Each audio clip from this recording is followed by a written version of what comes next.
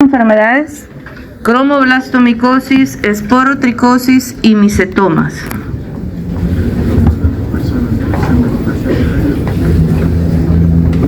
El doctor pide que las dos personas de examen diferido parcial que se salgan en este momento a platicar con él.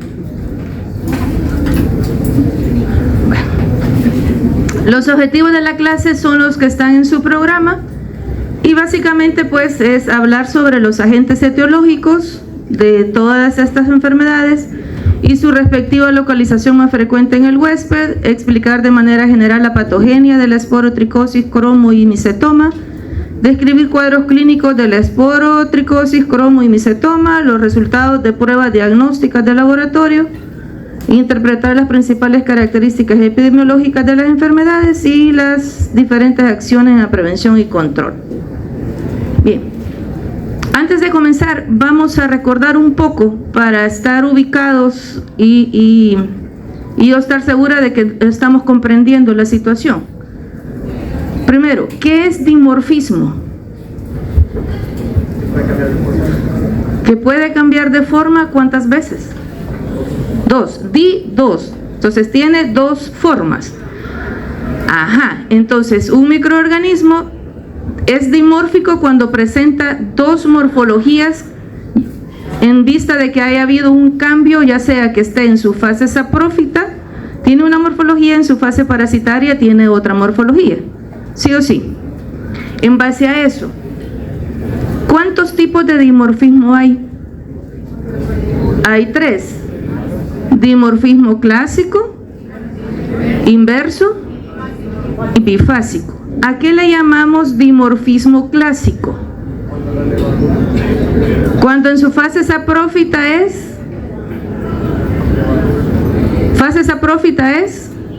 hifa y en su fase parasitaria levadura. ¿Cuándo es inverso? Cuando en su fase saprófita es levadura y cambia a hifa. ¿Y cuándo es bifásico? En su fase saprófita es siempre, su fase saprófita es hifa y en su fase parasitaria cualquier otra estructura que no sea una levadura, pero es otra morfología, diferente obviamente a una hifa. Entonces eso es bifásico. Bien.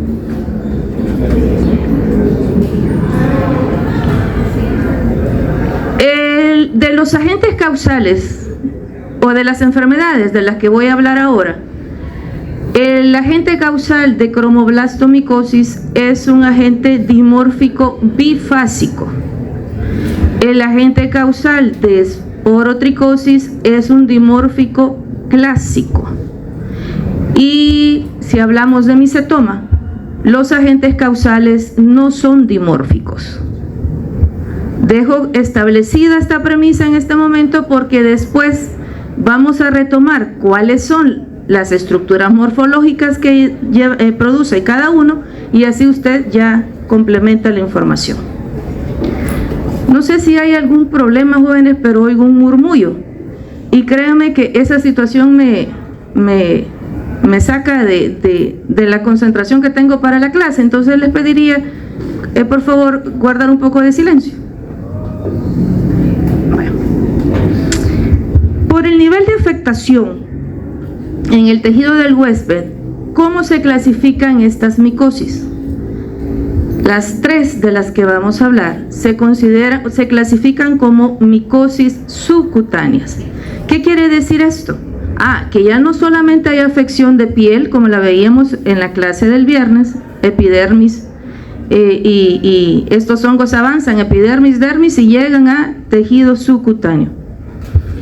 En el caso de,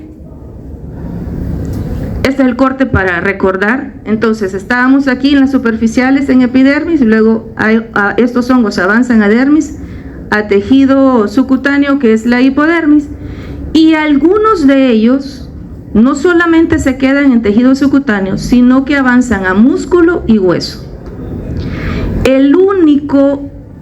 La única patología que vamos a ver ahora que se dice que es la más subcutánea de las subcutáneas, eso se refiere que su lesión se da prácticamente exclusiva en el tejido subcutáneo, se llama cromoblastomicosis.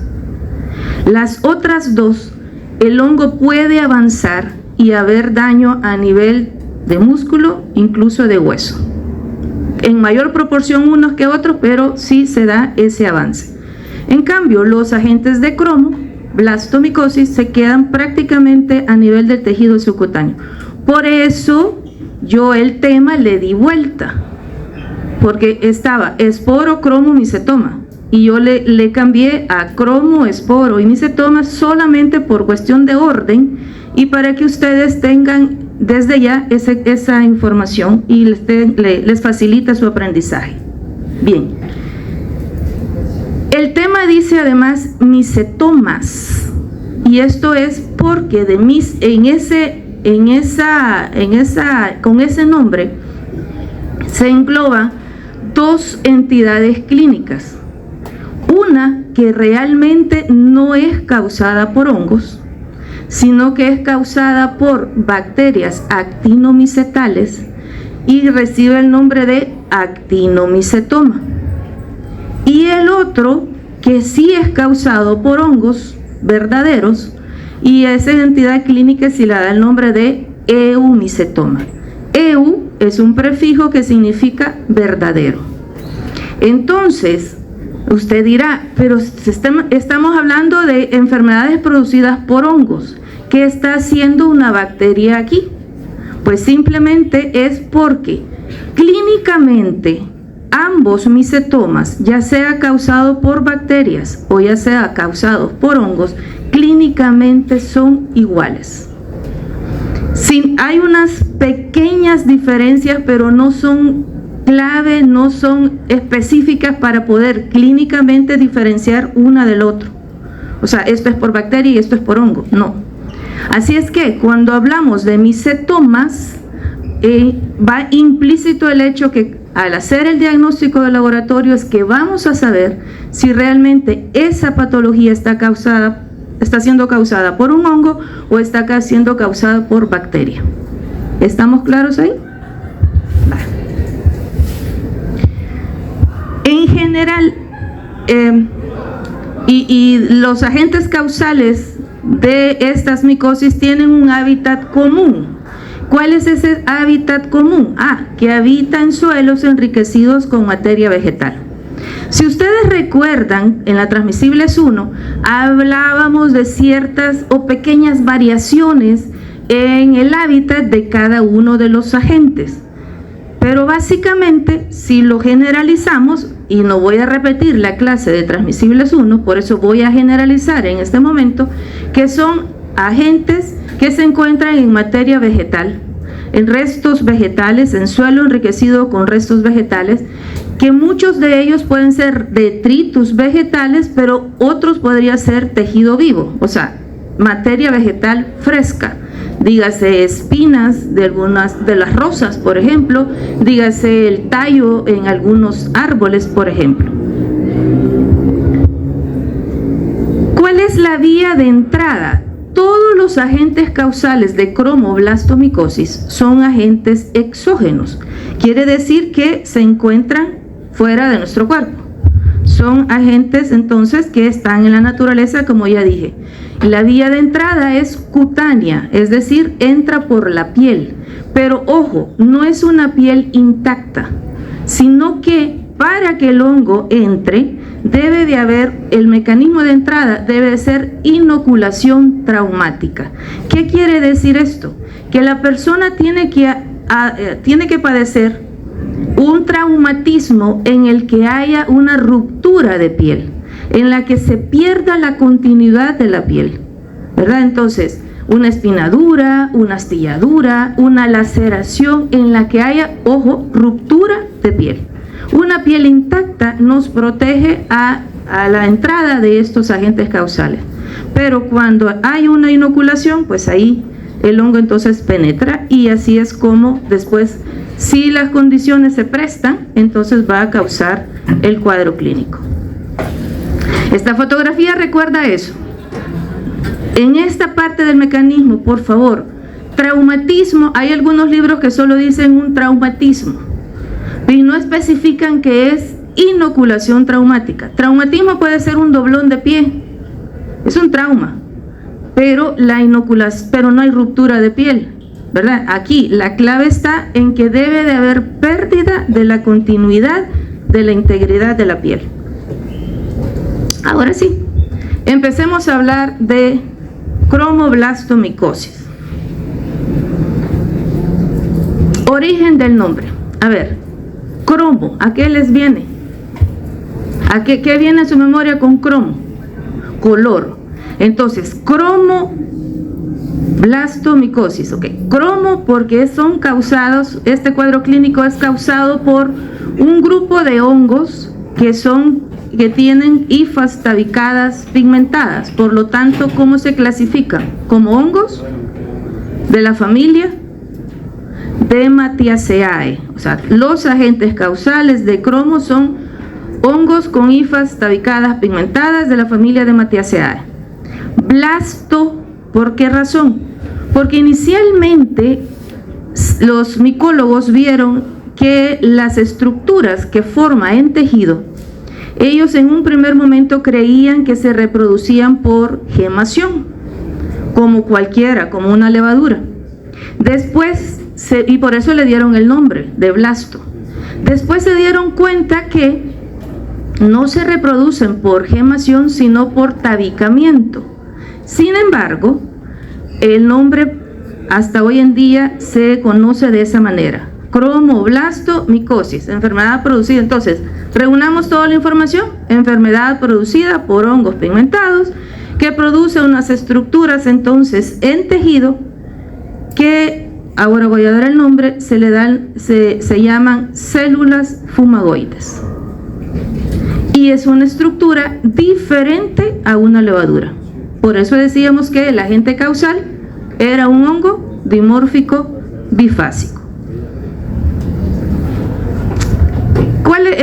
Hablemos de cromo. Tipo de micosis, ya decimos que es una micosis subcutánea. Que los agentes causales, ya les dije que de la familia de Matiaceae. Que el nivel de afección, ¿a dónde les dije que causaba el daño? Casi que exclusivo el tejido subcutáneo. ¿Por qué se caracteriza la lesión? Vean, lo típico de la cromoblastomicosis es que sean lesiones secas, costrosas y en la mayoría de veces que se levantan un poco de la piel y dan apariencia de ser verrugas. Entonces se dice que son secas, costrosas, verrugosas. Eso es lo típico, digámoslo así, o lo que más se observa. No quiere decir que sea lo único, pero es lo que más se observa. Y que están localizados preferentemente en extremidades inferiores, especialmente en pie. Pero realmente las lesiones se van a observar en el sitio anatómico donde haya habido la inoculación traumática. Generalmente es en pie, porque son lesiones que se observan en campesinos. Recuerden, el hongo está en suelo con vegetal. ¿Quiénes trabajan la tierra? Los campesinos. ¿Ustedes se han fijado alguna vez en los zapatos que usa esta gente? Muchos de ellos apenas es un zapato que dejó el patrón y que ya están rotos. Y entonces no es un zapato que proteja el pie. Y por eso sufren esas inoculaciones traumáticas y bueno, de ahí que las lesiones se den por sobre todo en pie. Son de evolución crónica.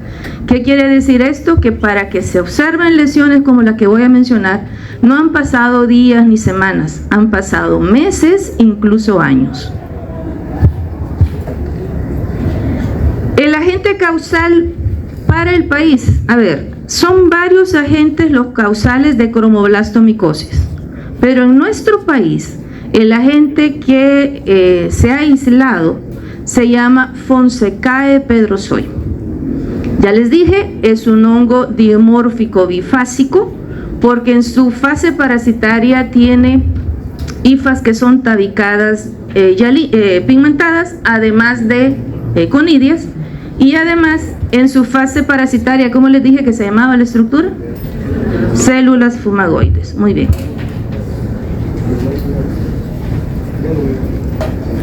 La cromoblastomicosis, si hablamos de epidemiología, es una infección cosmopolita, una enfermedad cosmopolita. Se han reportado casos prácticamente en todo el mundo. Si hablamos de edad y de sexo, a ver, cualquiera puede estar expuesto al padecimiento de cromoblastomicosis.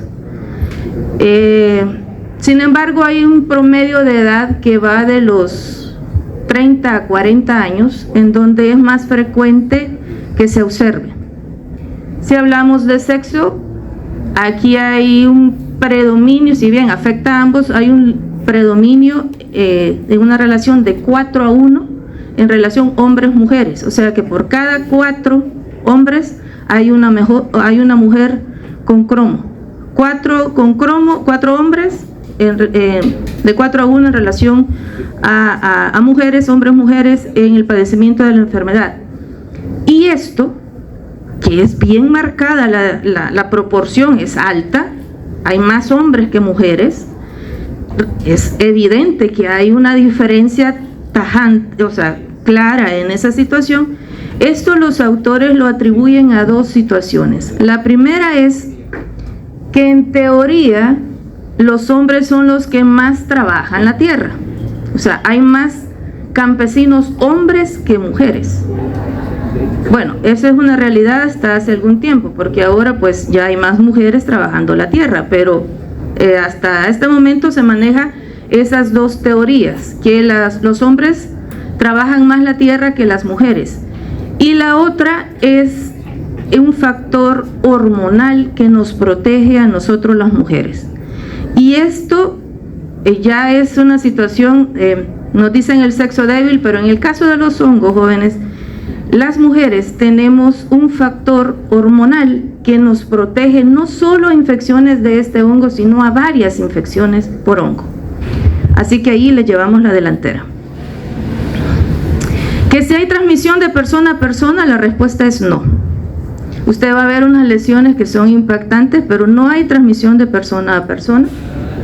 Pero para aquellos que tienen sus perrijos, gatijos y conejo hijo, no sé cómo le llamarán a eso, sí hay infección en animales, perros, gatos, lobos marinos. No creo que alguien tenga un lobo marino, pero un lobo marino, sapos, ranas, pueden padecer de cromoblastomicosis.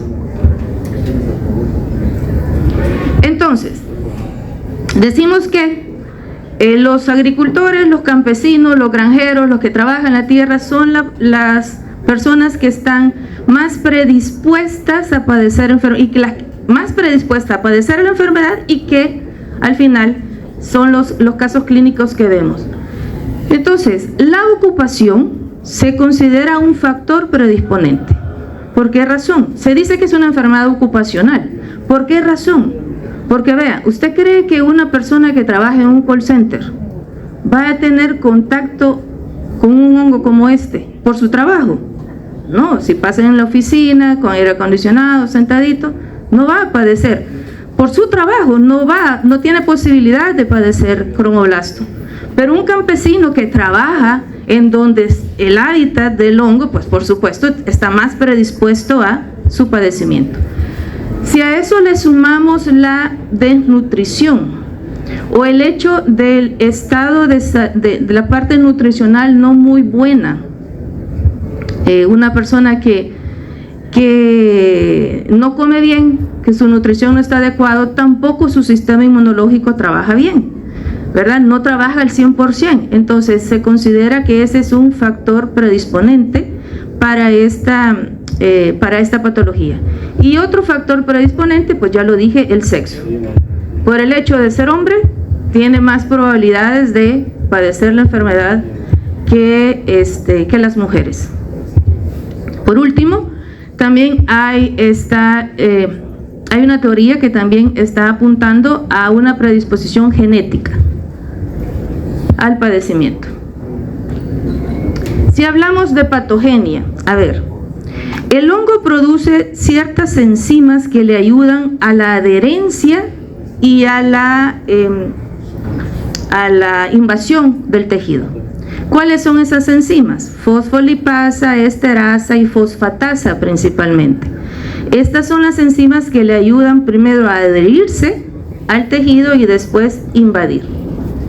Una vez llega o ya se adhirió a la estructura, dígase la laminina, la fibronectina, e empieza a invadir, el hongo automáticamente cambia de morfología. Recuerde, en la naturaleza está como hifa y conidias, pero cuando ya está en tejido, entonces hay la transformación morfológica a la estructura célula fumagoide. ¿De qué manera le sirve esto? Porque siendo una célula fumagoide le permite tener una viabilidad por mucho tiempo. Además, inhibe las citocinas, que son las que participan en la respuesta TH1, que es la respuesta celular, muy importante en la defensa de estos microorganismos. Y también son estructuras que interfieren en el proceso de fagocitosis, es decir, que protegen al hongo sobre el proceso de fagocitosis como una respuesta normal. Sin embargo, se dice que el principal factor de virulencia que tiene estos hongos es la melanina. La melanina que tienen sus estructuras, porque también las tienen las células fumagoides, le sirve al hongo para igualmente evadir la respuesta inmunológica del tipo de fagocitosis, pero también resiste el efecto de la respuesta oxidativa que se da una vez se ha montado la respuesta de fagocitosis.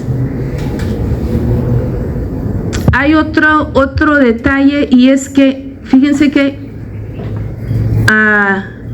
todavía leyendo para la clase de Transmisibles 1, encontré en una micología médica que dice que el hongo produce piridolina y que este es un factor de virulencia porque hace que se dé enlaces cruzados en los haces de colágeno y favorece la fibrosis.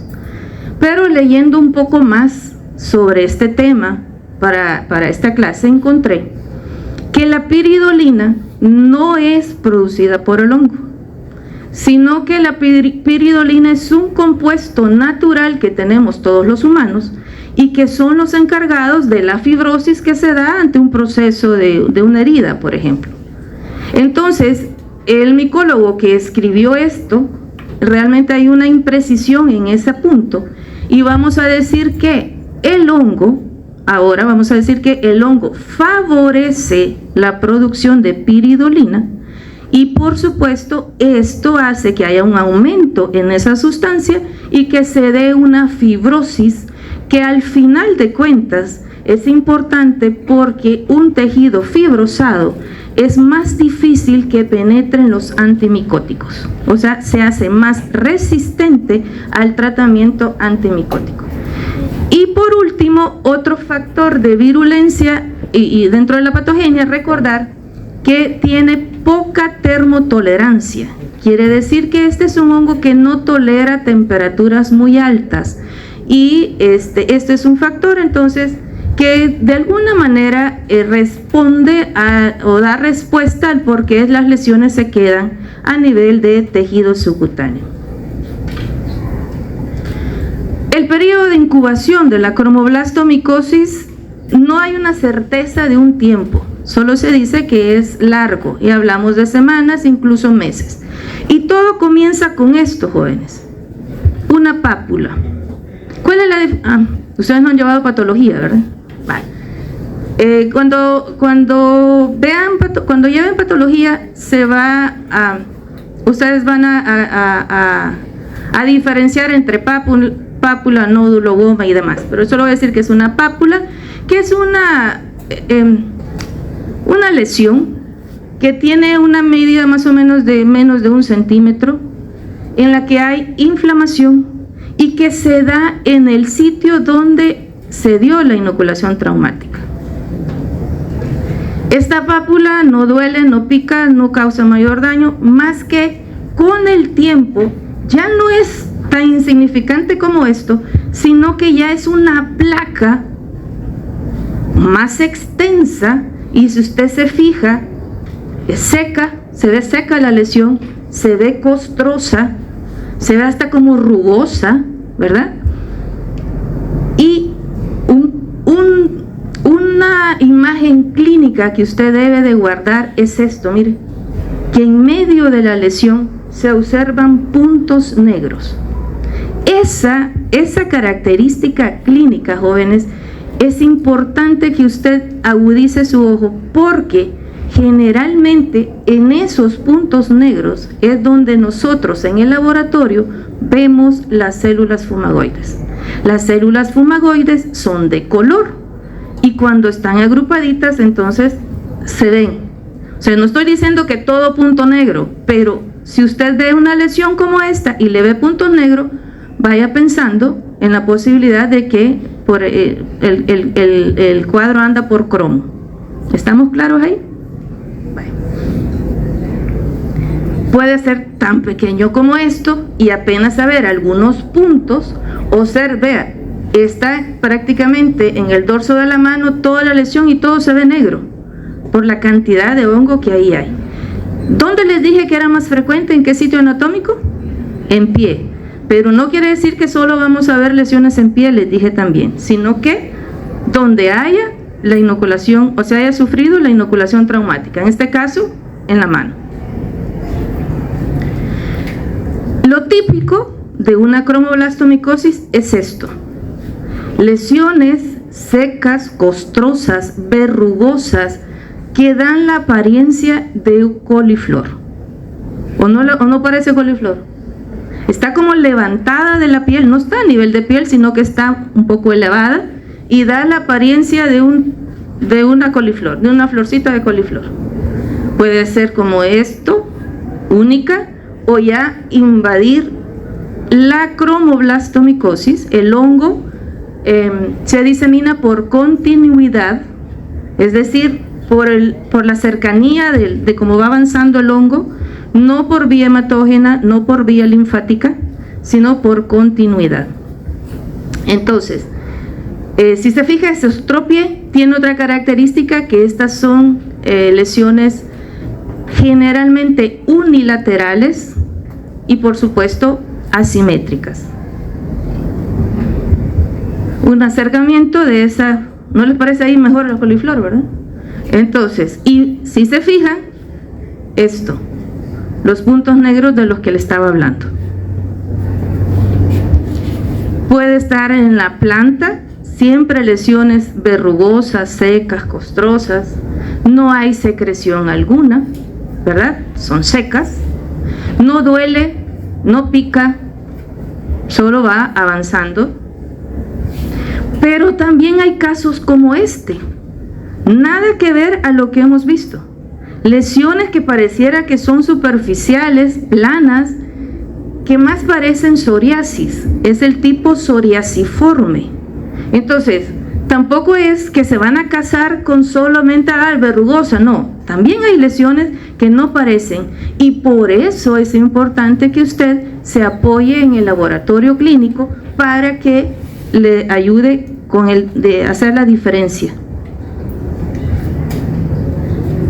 ¿Ve? Esta es otra pierna, y siempre lesiones que parecieran superficiales y más bien como que fueran lesiones de tipo psoriasis.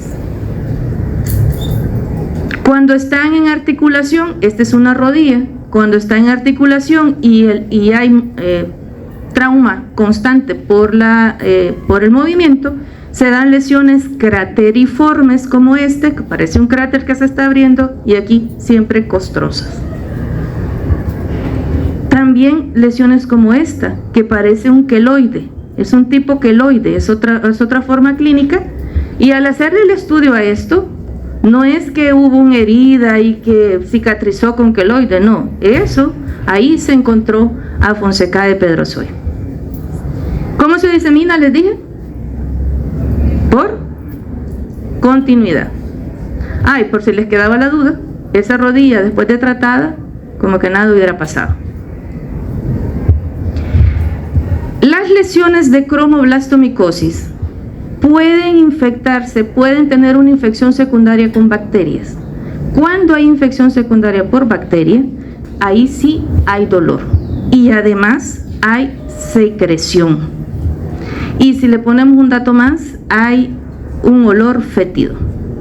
Entonces, cuando eso sucede, ustedes como médicos, primero le tienen que dar tratamiento a bacterias y después quedarse con tratamiento de hongo. Porque pues es más fácil eliminar la bacteria que estar tratando ya al hongo como tal. Este es un caso atípico, puesto que les dije que las lesiones eran unilaterales y asimétricas. Pero mire el caso, esto fue hace como 40 años, era una paciente, o no sé si habrá muerto, pero paciente del Rosales, del Hospital Rosales. Aquí se trabajaba la micología dándole servicio a los hospitales, y si usted se fija, esta niña tenía lesiones en ambas piernas y además tenía lesiones en abajo, en la pantorrilla. Igual, se dice asimétrica, pero esta niña tenía los dos. Era unilateral, tenían los dos. Y lo que ella comentaba es que cargaba leña, se la ponía en las piernas y ahí es donde se hacía se hizo la inoculación traumática. Bien, y si se fija, lesiones en este caso ya siempre costrosas, pero ya tenía algún tipo de secreción porque ya había una pequeña infección bacteriana en el sector. Para el diagnóstico de laboratorio, ¿cuál es la muestra que voy a tomar en el laboratorio? Se va a tomar la escama gruesa o la costra. Eso se toma en el laboratorio. Pero usted en su clínica puede tomar una biopsia y mandar el fragmento de tejido al laboratorio. Si opta por tomar biopsia, el fragmento de tejido debe de ser transportado en solución salina, en un frasquito con solución salina 0.85% estéril. Así, transportado al laboratorio de micología. Si usted lo manda con formol, se lo van a rechazar, porque el formol mata el hongo. Y si lo quiere, si lo metió en formol, mándelo a patología, para que le hagan corte histológico y le hagan un estudio histopatológico. Pero no pretenda que se le cultive en el laboratorio porque no se va a poder. ¿Estamos claros ahí? Sin embargo, voy a decir que la biopsia es en última instancia, porque esta es una lesión que perfectamente nosotros podemos tomar muestra y que es fácil de tomar en el laboratorio y que no hay necesidad de traumatizar al paciente con una biopsia. Si la muestra, con ver las escamas, hacer análisis de las escamas, con eso podemos hacer diagnóstico. Con ese material, con esas escamas, nosotros hacemos un examen directo. Ocupamos una sustancia queratolítica que es el hidróxido de potasio a concentración alta del 30 o el 40%, y lo que vemos es esto. Les dije que se llamaban células fumagoides, que si recordamos transmisibles 1, son más o menos esféricas u ovales. Les dije que no se reproducen por gemación, sino por tabicamiento, y aquí vemos un tabique. Cuando se observa así, como con un solo tabique, la describen como granos de café. Cuando solamente no tiene tabiques, solamente sella, entonces la describen como monedas de cobre, como centavitos de $1, todas de pared gruesa, de color café, porque son pigmentados.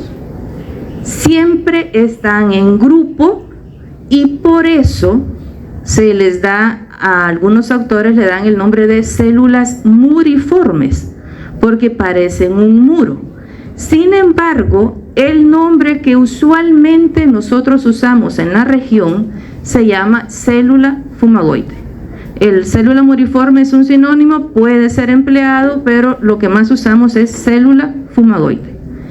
Estas estructuras son patoneumónicas de cromoblastomicosis. Quiere decir esto que solamente se observan en lesiones de paciente con cromoblastomicosis.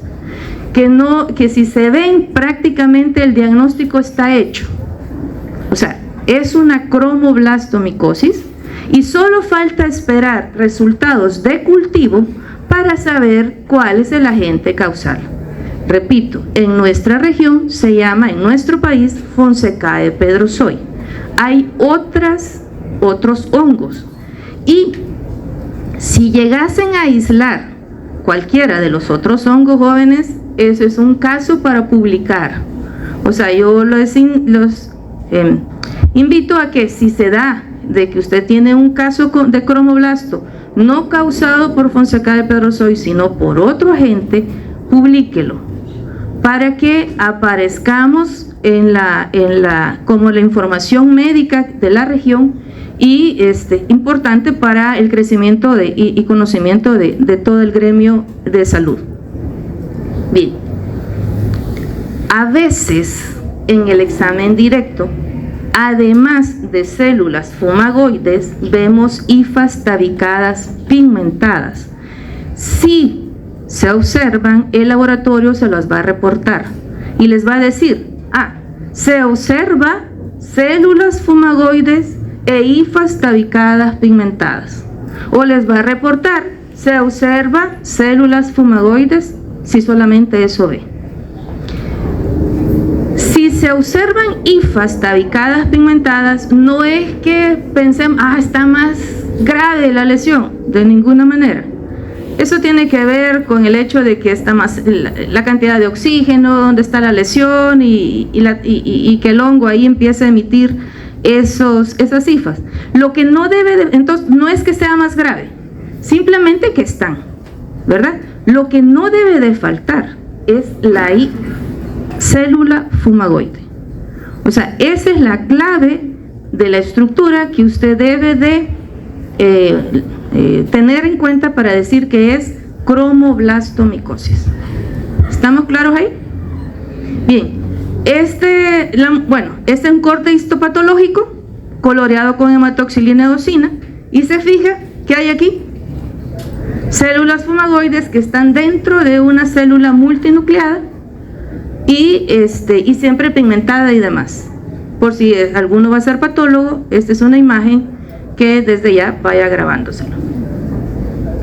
El cultivo, la escama, se siembra en agar glucosado de saburó, en agar micocel, a 28 grados centígrados, lo que nosotros decimos temperatura ambiente, que ahora ya casi que no tenemos esa temperatura ambiente, pero más o menos de 28 a 30 grados centígrados, a un tiempo aproximado de 3 semanas. Este hongo va a crecer y vamos a poder hacer preparaciones al microscopio, observar estructuras, colonias miceliales a 28 grados centígrados. Si yo lo cultivo a 37 grados centígrados, el hongo sigue siendo micelial, ¿verdad?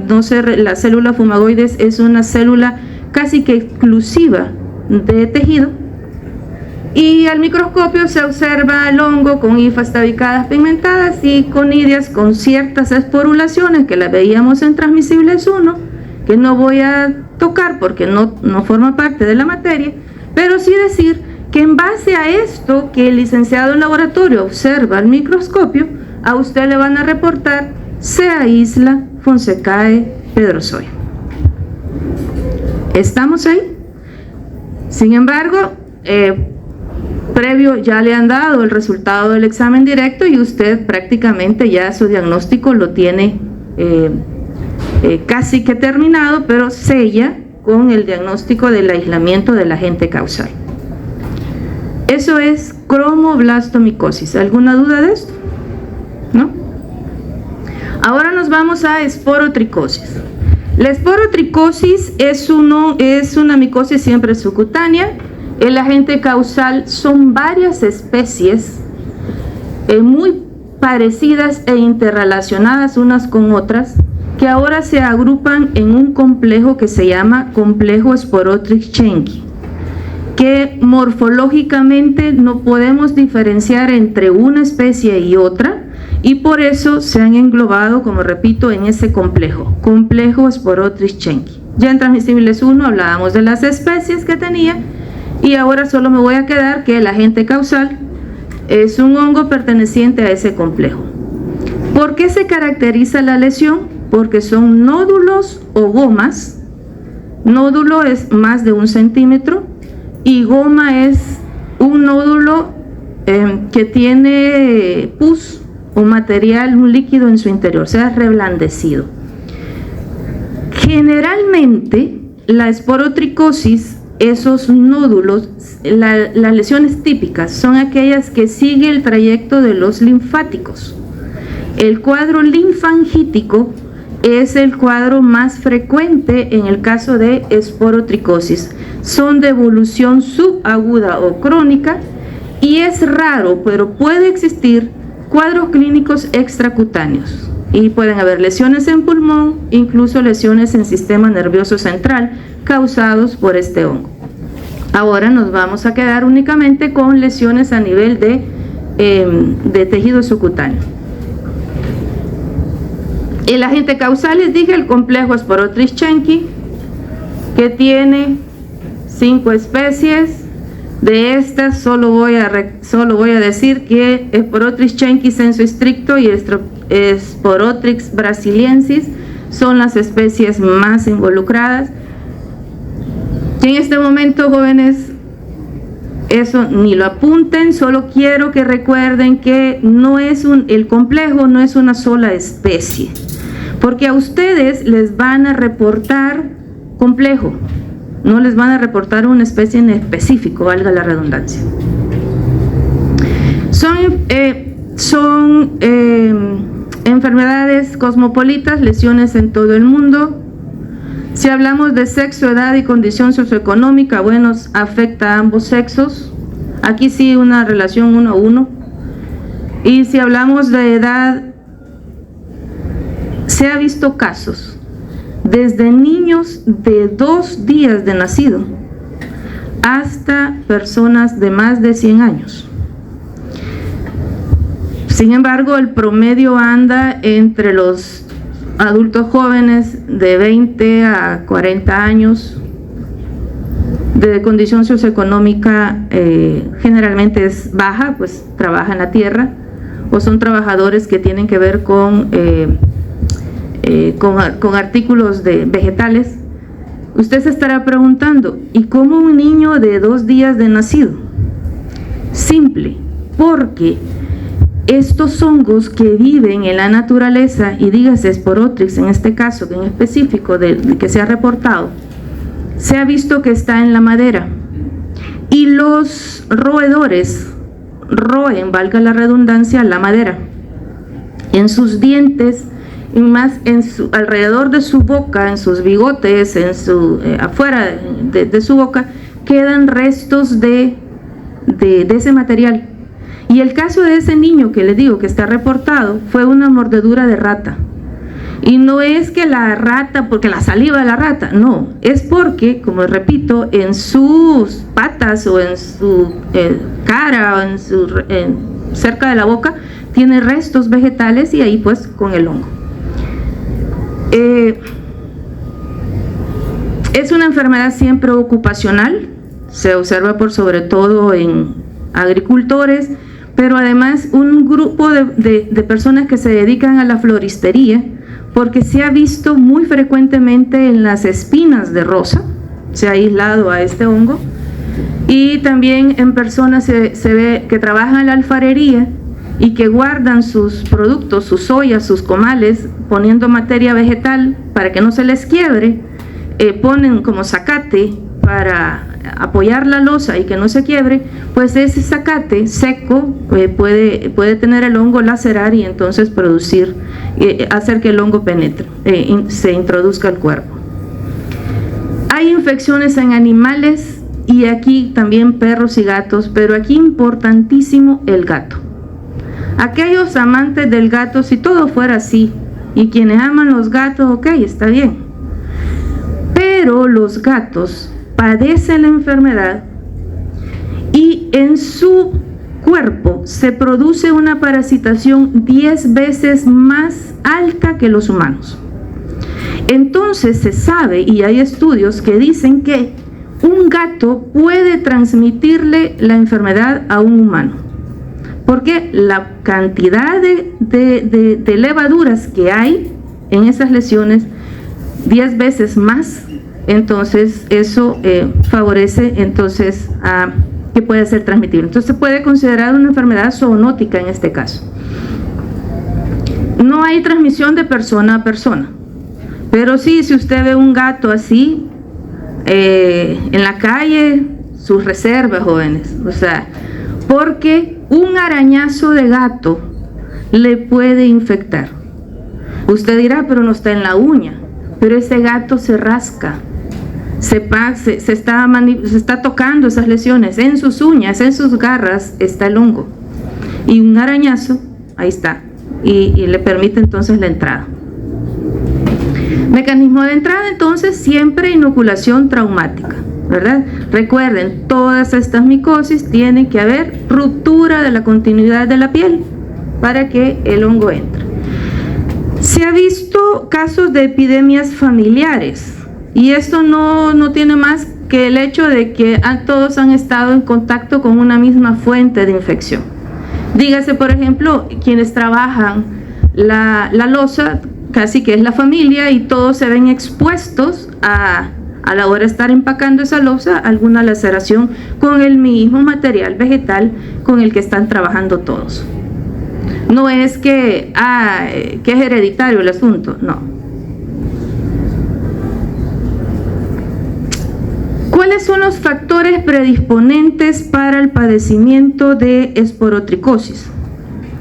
Tiene que ver con la desnutrición siempre. Y vamos a agregar uno más, el alcoholismo.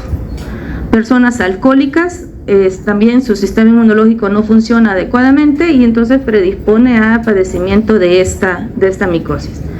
En términos generales, jóvenes, nosotros los humanos en general tenemos resistencia alta a padecimiento de esporotricosis. O sea, la cantidad de estructuras de hongo que debe de ingresar debe de ser alta para el padecimiento. Es más, se dice que cuando el inóculo es pequeño, nos beneficia, porque nosotros montamos una respuesta inmunológica que después, ante un evento en donde hay mayor cantidad de conidias, nosotros ya tenemos defensa, ¿verdad? Pero no es así si la cantidad de estructuras que entran es grande. En personas VIH o viviendo con VIH y en etapa SIDA, ya puede haber lesiones que no solamente se quedan en tejido subcutáneo, sino que hay lesiones a nivel pulmonar o bien a nivel del sistema nervioso central. Si hablamos de la patogenia, primero hablar de termotolerancia. Esto es un hongo que debe de adaptarse a la temperatura de nuestro cuerpo de 37 grados centígrados, primera cosa. Después, que debe de adherirse, y la adherencia se da por esta sustancia que tiene en la pared, péptido rhamnomannanos. Péptido rhamnomanano es el compuesto que le ayuda al hongo a adherirse a la fibronectina, al colágeno, a la laminina, y la otra sustancia que le ayuda a adherirse en menor proporción, la glucoproteína 70. Pero usted va a leer que es como el top de las sustancias que sirven para adherencia. La otra es el dimorfismo. O sea, el hongo es capaz de transformarse, en este caso, a una levadura. Y eso lo hace porque tiene la enzima fosfolipasa citosólica A2. Esta es una sustancia que entonces estimula a que el hongo se transforme en una levadura, y como levadura el hongo pasa más tiempo, o sea, sobrevive en el cuerpo y es capaz de resistir, como digo, los efectos de la fagocitosis. Por último, hay algunas estructuras, sobre todo las conidias, que tienen melanina, y si las conidias son las que entran, entonces esa sustancia hace que evada el proceso de fagocitosis y le dé oportunidad a que el hongo se instale y se transforme en levadura y entonces permanezca ahí por mucho tiempo. Les decía que nosotros los humanos tenemos resistencia a la enfermedad, es decir, que el inóculo debe de ser grande y que para padecer la enfermedad, y que si el inóculo es pequeño, incluso puede haber curación espontánea. Es decir, el inóculo sí llegó, se empezó a producir la lesión, pero el cuerpo fue capaz de defenderse y ya eliminar a la gente. Entonces, estas son lesiones que en el periodo de incubación más o menos es de 3 semanas. Son lesiones eritematosas, ulceradas, con costra. Se le dice que es como un chancro esporotricósico, que no duele, que no pica, que se da en el sitio de la lesión y que puede permanecer ahí, o sea, ser una lesión única, pero lo frecuente es que se disemine por vía linfática y que se dé el cuadro linfangítico. Les traigo esta fotografía, que es también una lesión única. ¿Y qué parece eso, jóvenes? ¿Cómo es? Verrugosa, ¿verdad? Y usted diría, esto es cromo, clínicamente esto es cromo. No es cierto. Hay lesiones de esporotricosis que también pueden ser verrugosas. Y aquí entonces la importancia de hacer énfasis en ustedes, que es la base, énfasis en el hecho de que como médicos deben de apoyarse en el laboratorio clínico para hacer diagnóstico de esto. No pueden hacerlo o no es conveniente hacerlo a pura clínica. Hay médicos que dicen, me las puedo a todas y no ocupo laboratorio. No, si está la herramienta del laboratorio, ocúpela. Porque digo, este caso, al hacer el estudio a esta señora, fue un caso de esporotricosis fija, pero con un aspecto verrugoso. Pero les decía que lo típico es esto, que el hongo en el sitio de la inoculación se forma un chancro, que es una úlcera con costra y secreción, y que con el paso del tiempo empiezan a aparecer nódulos cerrados a lo largo de la cadena de los linfáticos.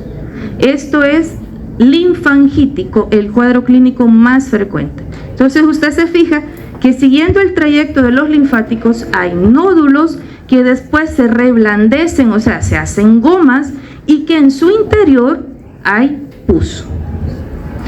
Pueden permanecer cerrados o pueden abrirse y ulcerarse y dar una costra melicérica. Si yo voy a tomar muestra, se prefiere tomar de este nódulo cerrado. Luego de hacer una antisepsia, se hace una punción y se obtiene el pus directamente del nódulo, y así tengo una muestra para procesarla en el laboratorio. Este es el caso del niño mordido por la rata. 2 días a la semana ya tenía las lesiones, pero pues gracias a Dios fue controlado, y él por ahí aparecerá la cara. No, ya no la tengo. De ese otro niño, para que vean que es frecuente.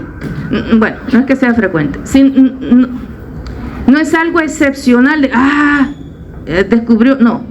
Hay casos en niños, y tiene que ver, si ustedes se fijan, son personas de bajo nivel económico, que sus casas, en algunos pueden ser madriguera de roedores, y bueno, los niños quedan tal vez acostaditos en la cama, y ahí es donde les muerde esos animales. No es frecuente lesiones en hueso. Si bien hay algunos casos reportados, no es frecuente lesiones en hueso, sino que, como digo, solamente siguiendo la vía de los linfáticos. Los tipos de muestra, Generalmente trabajamos con el pus de las lesiones o de la costra melicérica de los chancros, de las úlceras que se forman. Con eso en el laboratorio se hace una preparación al fresco y además se hacen frotis. Y ese frotis se colorea con giemsa. Debo de decir que entonces que en el frotis, ¿cómo tomo la muestra? Por punción aspirativa. Se punciona, luego de hacer la antisepsia, se punciona el nódulo, se extrae el pus y trabajo con él.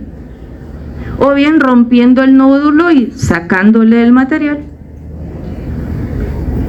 O si no, pues les decía, raspando con una técnica que se llama escarificación, que es raspar con cierta firmeza esa úlcera y obteniendo ese material. En el examen directo yo voy a observar levaduras que tienen la característica de ser, quiero que vean esta, ovaladas en forma de cigarro. ¿Ve? Pueden haber levaduras esféricas, pero lo típico es levaduras alargadas en forma de cigarro. Pero voy a decir algo. La probabilidad de que un examen directo de un paciente con esporotricosis le dé positiva prácticamente es nula. Es decir, un examen directo casi siempre es negativo. ¿Por qué? Porque la cantidad de levaduras que hay es poca. Estas imágenes que yo les he presentado son imágenes de gato, de lesiones en gato. ¿Y ve? Claramente levaduras alargadas en forma de cigarro. Les dije que 10 veces más la parasitación. Pero el hecho que el examen directo sea negativo no quiere decir que por eso no se vaya a hacer. Siempre lo hacemos, siempre. Una preparación al fresco y hacemos frotis, coloreado con giemsa. En pacientes, en humanos, cuando se logra ver alguna levadura en fresco, a veces también están rodeadas de una reacción antígeno-anticuerpo y a eso se le llama cuerpos asteroides, que es una levadura rodeada de complejos antígeno-anticuerpo. Esto es al fresco, esto es una preparación coloreada y esto es igual un corte histológico y aquí vemos la levadura con esas proyecciones como que fuera un sol que recibe el nombre de cuerpo asteroide. Entonces, ¿qué le van a reportar a ustedes? Le van a reportar, si es que se observan levaduras alargadas en forma de cigarro. Si eso se lo reportan, usted va a pensar en esporo y va a esperar a que resultado de cultivo. Esto es anticuerpo fluorescente, que también es una técnica que se puede hacer, y aquí ponen en evidencia las levaduras.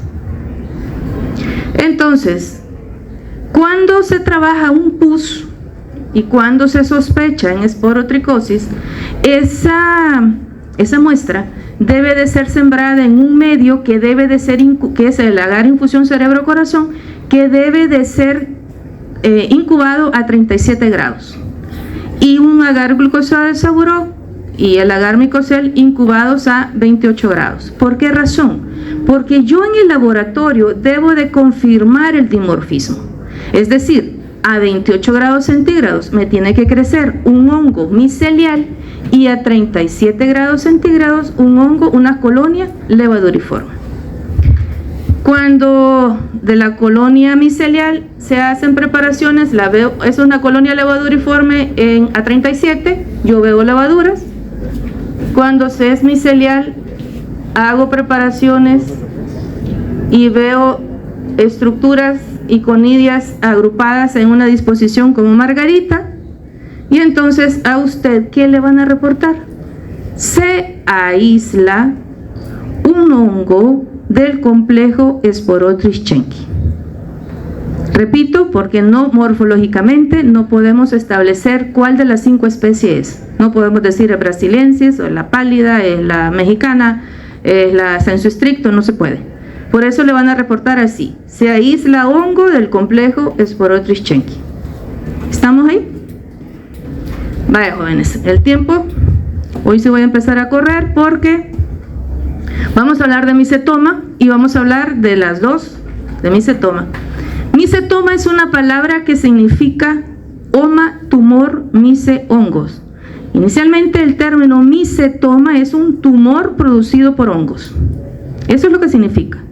Sin embargo, porque los primeros casos que vieron, la agente causal era un hongo que produce un tumor. Pero después se dieron cuenta de que también era producido por bacterias. ¿De qué orden les dije? Actinomicetales, exactamente. Entonces, en base a eso, tenemos que aquellos micetomas causados por hongos verdaderos reciben el nombre de eumicetoma, o también micetoma maduro micótico, o también micetoma maduro micósico. Todos esos son sinónimos. En el caso del producido por bacterias se llama actinomicetoma o micetoma actinomicótico o bien micetoma actinomicósico, cualquiera de esos nombres. Se los traigo por el libro que ustedes puedan leer. Es una micosis subcutánea, un síndrome anatomopatológico causado por microorganismos exógenos que afectan tejido subcutáneo y profundizan hasta llegar músculo y hueso. Hay en muchos de los casos destrucción de hueso. ¿Por qué se caracteriza la lesión? Porque son lesiones tumorales, como esto que usted está viendo ahí. Hay una tríada.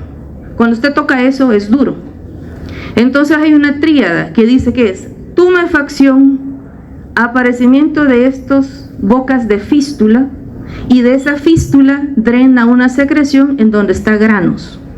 Entonces la tríada es tumefacción, fístula, grano. Usted ve esa lesión, debe de pensar en un micetoma.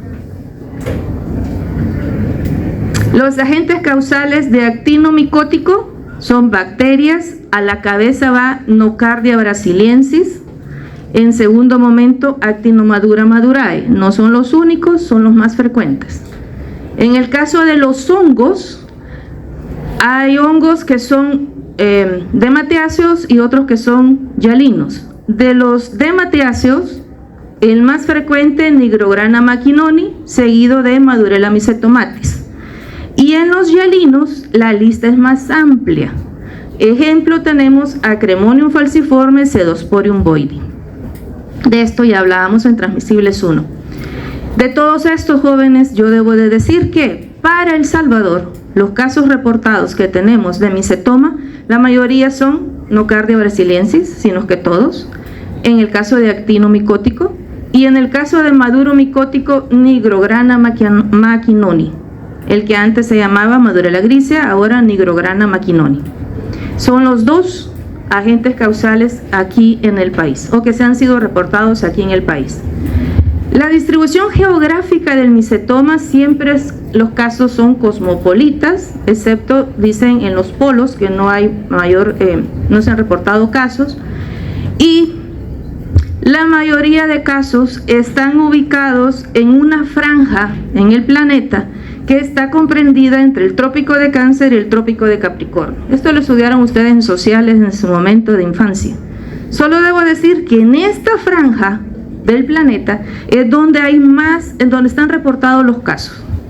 Si hablamos de la distribución, jóvenes, el continente con más casos es África, y le sigue después América, después Asia, Europa, Oceanía, Oceanía, en ese orden. Si hablamos de países, en África el país que tiene la mayoría de casos es Sudán. En América es México. En Asia es la India. Los tres países más importantes. Otro dato curioso, si usted quiere, es que el micetoma maduro micótico es más frecuente en el Viejo Mundo. El actinomicótico en América. Y dije que México es el país con más casos de micetoma que hay reporte. Pero no es el único. Nosotros hemos tenido casos. Yo recuerdo el último caso de Nigrograna maquinoni, quizá fue hace 15 años, que se procesó la sección procesó la muestra y ahí se aisló a Nigrograna maquinoni. Si hablamos de edad y sexo, es adultos más o menos de 30 a 50 años, la edad promedio. Y si hablamos de sexo, aquí es más frecuente en hombres que en mujeres, también en relación de 4 a 1, excepto en aquellos cuadros producidos por Actinomadura madurae. Cuando el cuadro clínico es por Actinomadura madurae, los casos se ha visto que es más frecuente en mujeres que en hombres. Y aquí es que el factor hormonal, lejos de favorecer, le favorece. ¿Que si existe transmisión de persona a persona? La respuesta es que no. ¿Que si es una enfermedad ocupacional? Pues sí, se observa sobre todo en personas campesinas, agricultores.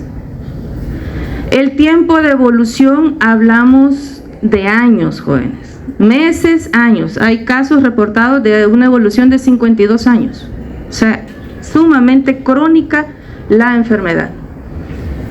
¿Cuáles son los factores predisponentes? Por supuesto, entonces, uno de los factores es la ocupación. El otro es el sexo. La otra es el estado nutricional, ¿verdad? Siempre, entonces, si ustedes se fijan, prácticamente estamos hablando de los mismos factores predisponentes para las 3 micosis de las que hemos hablado. Cuando el agente causal penetra, indistintamente, sea hongo, sea bacteria, se da un desarrollo lento, hay una respuesta inmune que es ineficaz, hay una acumulación de neutrófilos, pero no son capaces de eliminar al agente. Debe de haber una termotolerancia, ¿verdad? Porque son agentes externos que llegan al cuerpo y soportar 37 grados. En el caso de los hongos, sufre cambios adaptativos. ¿Qué quiere decir esto? Entra un pedacito de hifa o entra una conidia y empieza a germinar. Pero para poder germinar, lo primero es que tiene que adherirse, ¿verdad? Se adhiere y además tiene enzimas proteolíticas como la colagenasa que hace que le facilite la invasión. O sea, ya está dentro, va invadiendo y a medida va avanzando, al mismo tiempo va haciendo esos cambios adaptativos que tiene que ver con duplicación de la pared celular, con un crecimiento y proliferación del citoesqueleto, es decir, se va formando, jóvenes, una colonia dentro del tejido. Y como si hablamos que es un hongo, eso es grande, entonces debe de además tener un poder de compactación, o sea, no puede extenderse, sino que esas hifas se van compactando de tal manera que forman una estructura que recibe el nombre de grano maduro micótico. Esa es la fase parasitaria del hongo, forma esa estructura que se llama grano maduro micótico, que no es más que, les digo, a un conjunto de hifas, una colonia compactada, ¿sí? No es dimórfico, es un hongo micelial, pero la colonia está compactada.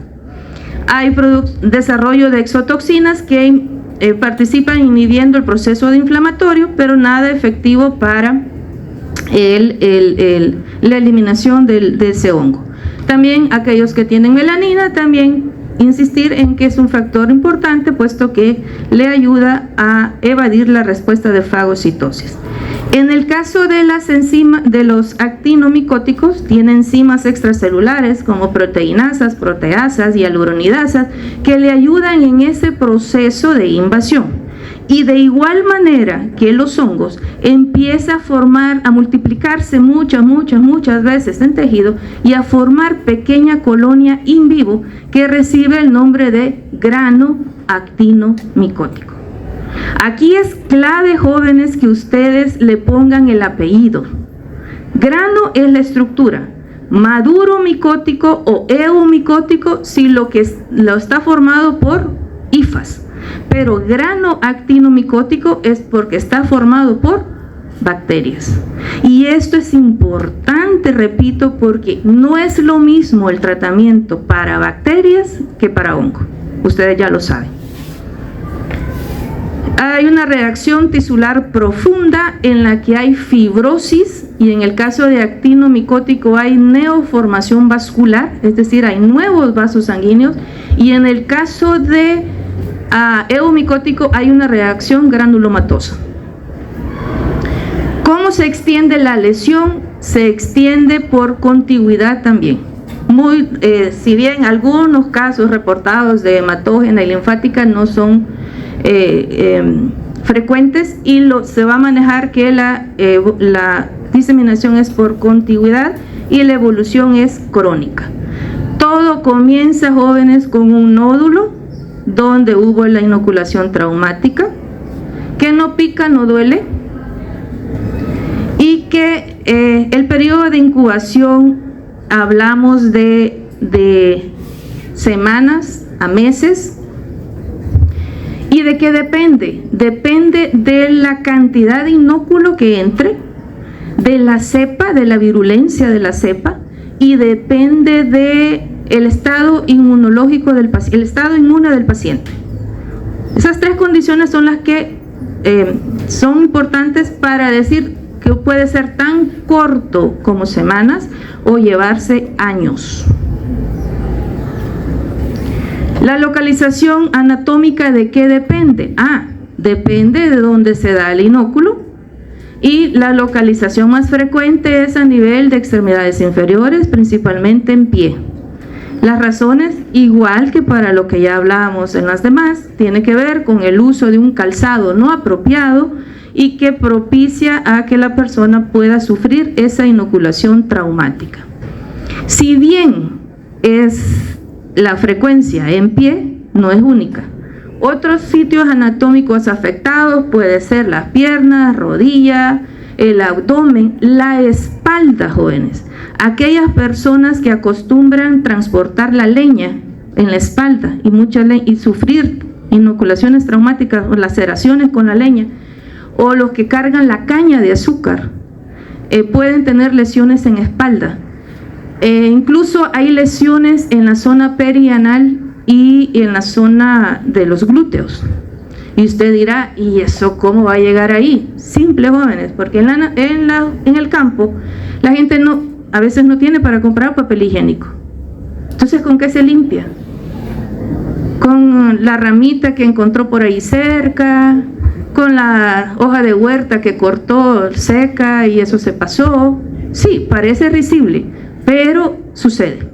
También hay casos, fíjense, y esto es curioso, hay casos de personas que han tenido lesiones a nivel de glúteo por sentarse en troncos. ¡Ay, qué bien romántico! Me voy a sentar en el tronco y me tomas una foto. Y anda en chorcito, ¿verdad? Y entonces el chorcito, pues, deja piel expuesta y hay una laceración. Así es que si se va a tomar una foto, jóvenes, sepa dónde se la va a tomar. Y qué es cómo se ve ahí el tronquito. Eso es un comercial, pero sí está documentado.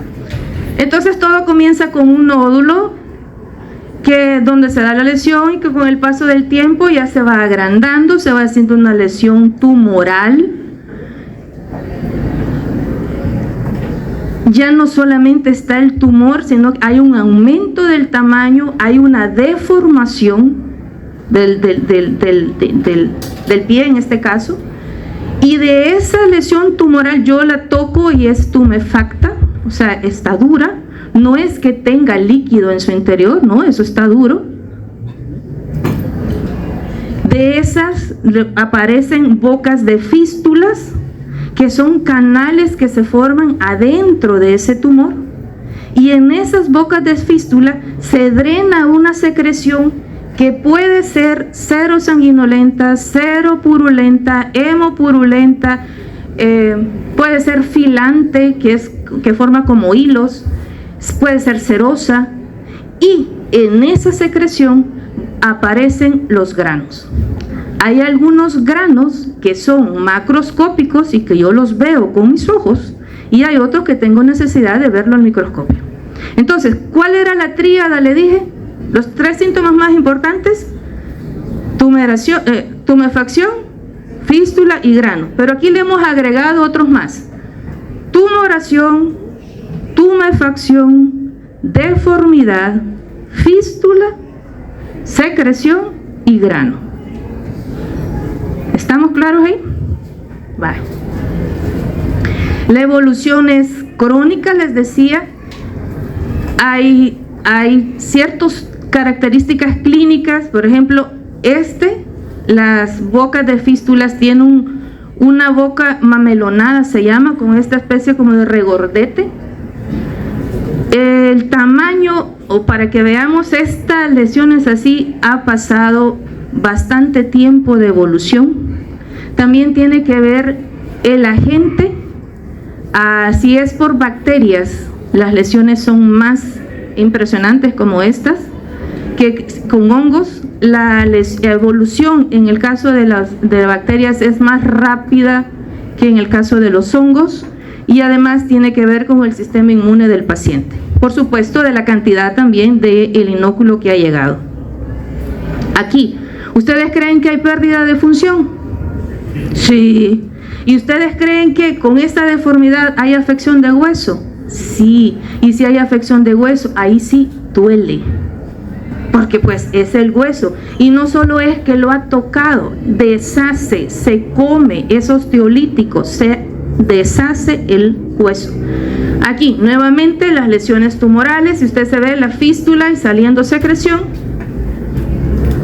un acercamiento de esa fístula con borde mamelonado que les digo, siempre el orificio que conlleva a la liberación de esa secreción. Esto es a nivel de espalda, múltiples lesiones, y vean, les digo que es un hongo osteofílico, o sea, ataca hueso. No es lo mismo tener un micetoma en el pie que tenerlo en espalda. ¿Por qué? ¿Qué es lo que está más cerca de la espalda? ¿Qué estructura ósea está en la espalda? La columna vertebral. Y el hongo o la bacteria destruye las vértebras y puede quedar paraplegia. Otras lesiones siempre a nivel de espalda, con las mismas características, tal vez no tan impresionantes como las que das en pie, pero sí hay tumoración y sí hay fístula. Lesiones también pueden darse en cuello. En México se acostumbra a cargar con una cincha aquí en la frente, entonces se ha visto que ahí también hay lesiones, han adolecido de lesiones. Lesiones en rodilla, lesiones en pierna, y les decía aquí, si usted se fija, aquí está la secreción y aquí va un grano. En abdomen, en mano, y la que les decía, para que no vean que es cierto, para que vean que es cierto, en la región glútea, el caso reportado de micetoma. En cara y en cabeza no es frecuente, pero sí hay casos. Este es un caso. ¿Ustedes creen que ese niño va a vivir? No. ¿Por qué? Porque hay destrucción de hueso, ¿verdad? Y debo de decir que el tratamiento de las lesiones de micetoma prácticamente es de por vida. Eliminar a estos agentes es muy difícil. Fíjense que hasta hace algunos años creían que amputando la pierna con eso bastaba, pero ahora se sabe que no. O sea, se amputa y vuelve a aparecer como que retoñara, dice. Y entonces ya no es una opción la amputación, pero sí el tratamiento y la vigilancia. Yo supe del caso de una mujer que tenía una lesión por actinomadura madurae, que cuando ella estaba en estrés, pero un estrés bien importante, entonces se le exacerbaba el micetoma. En el hospital ya sabían que iba a llegar esa paciente, o sea, que había llegado y que tenía problemas serios, porque el estrés le generaba que el microorganismo se le exacerbara y causara otra vez lesiones. Pero bueno, entonces es un tratamiento de por vida. Para que vean lo que les estaba diciendo de la destrucción de hueso. Aquí usted ve cabal, tumoración, tumefacción, deformación, fístula, grano. Y si ve la imagen radiológica, entonces aquí hay hueso. No. Y eso duele. Pero no no empezó así que de la nada se lo acabó, no. Empieza con lesiones pequeñas en apariencia de saca bocado, que recibe el nombre de geoda, G-E-O-D-A. En masculino geodo o geoda es lo mismo. No es en femenino geoda, masculino geodo, y son esas lesiones en forma de sacabocado. Así comienza.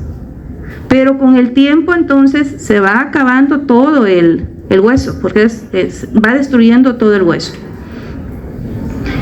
El tipo de lesión, o sea, el que avance tan rápido, digo, depende de que si es bacteria o si es hongo. En general, si son lesiones causadas por bacterias, la evolución es más rápida que con hongos. ¿Y el pronóstico de un micetoma de qué depende? Del sitio donde esté. Si es en espalda, va a tener peor pronóstico que en pie. Aun y cuando, les digo, en lesiones queda de por vida prácticamente el tratamiento, pero los que están en cuello, los que están en espalda, tienen peor pronóstico, no digamos cabeza, tienen peor pronóstico que los que están en otros sitios. Hay un cuadro clínico que recibe el nombre de mini micetoma. Su nombre lo dice, mini, pequeño, porque es una lesión que no es tumoral, es esta, que sí hay fístula, sí hay grano, pero no hay, las fístulas hay una o dos, y se observa por sobre todo en niños. El agente causal nocardia brasiliensis, pero para algunos autores esto es como el inicio de un micetoma mayor, o sea, ya hacerlo como lo hemos visto, o bien que la virulencia de la cepa no es tanta, al menos el que llega a causarle ese es el que entró a la piel de este niño, y que no sea tanto como para desarrollar un cuadro tumoral como lo hemos visto anteriormente. Diagnóstico de laboratorio. El diagnóstico se hace haciendo la toma de muestra de esa secreción, que les dije puede ser seropurulenta, serosanguinolenta, hemopurulenta, purulenta, filante, como esta. Es de esa fístula. Yo con el dorso, con un bisturí sin filo, hago una leve presión y ahí libera esa secreción. Yo eso lo recojo, lo pongo en una placa con solución salina y después hago la preparación. O si no, pues de estas, agarro el bisturí como que fuera una cucharilla y tomo esa secreción. Si este fuera el caso, aquí no veo que haya secreción, y si se imposibilita, o sea, yo no veo secreción, no puedo tomar secreción para la muestra, entonces le voy a mandar a decir a usted que tiene que tomar biopsia.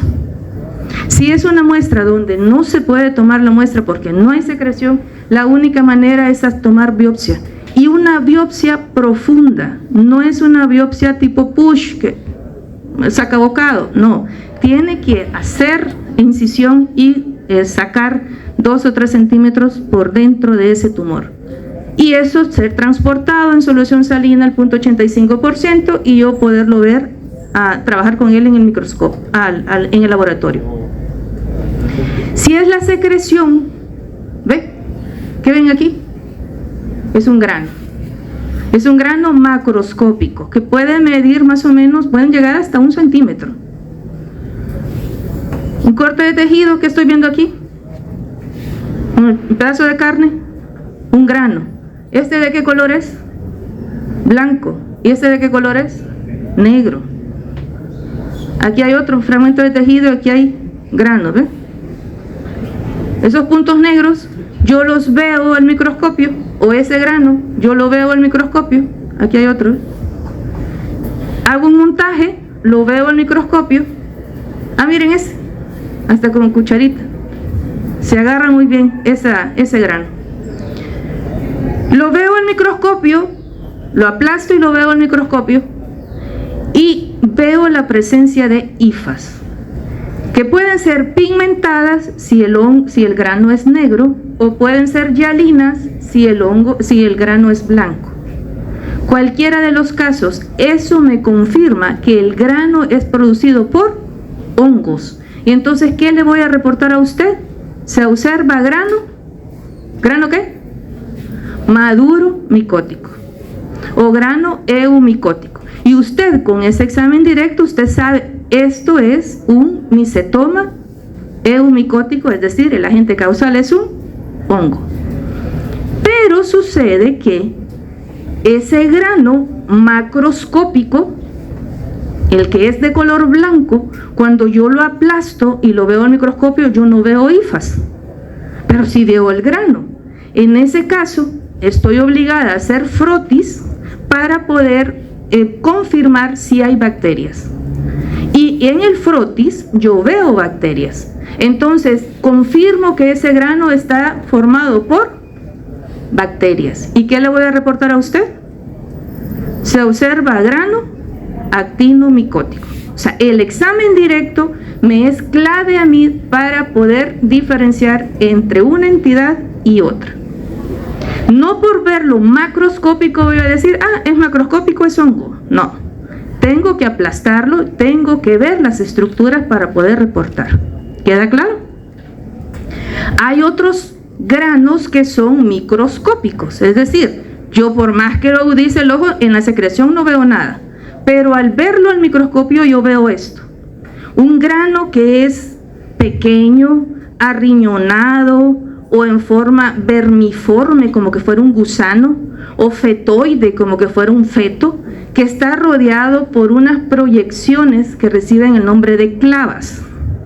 Cuando yo veo esto en microscopio, igual hago frotis, lo coloreo, confirmo y coloreo que es una bacteria, confirmo con Gram y con cualquiera de las coloraciones de ácido de resistencia, Ziehl-Neelsen o Kim-Jung, y al verlo al microscopio yo veo las bacterias.